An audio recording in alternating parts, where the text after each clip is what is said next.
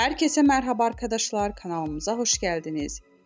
En vefalı ünlü, Türkiye'de ve dünyada milyonlarca hayranı olan Hande Erçel'in kendisine gösterilen sevginin boşuna olmadığını bugün bir kez daha gösterdi.